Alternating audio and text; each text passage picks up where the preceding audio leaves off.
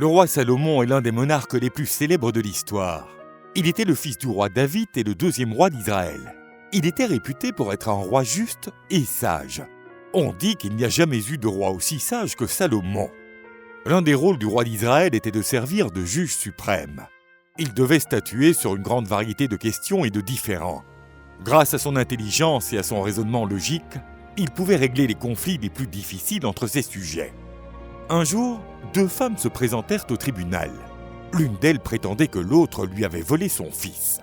Elle dit qu'elles vivent toutes 2 sous le même toit et qu'elles ont toutes 2 accouché la même semaine. Mais, une nuit, l'une des mères se réveilla et son fils était mort. Désespérée, elle prit une terrible décision. Pendant que sa colocataire dormait, elle décida d'échanger son bébé mort contre l'enfant de l'autre mère.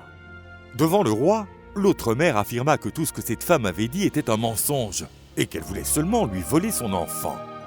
Dans une décision qui surprit tout le monde, Salomon ordonna à ses gardes de prendre le bébé et de le couper en 2. De cette façon, elles obtiendraient tous 2 leur moitié respective. Le garde leva son épée. Juste avant le coup qui allait fendre l'enfant, une des mères s'agenouilla aux pieds de Salomon. Elle supplia de ne pas tuer le bébé et de le donner à l'autre femme, qui semblait ne pas se soucier de la sécurité de l'enfant.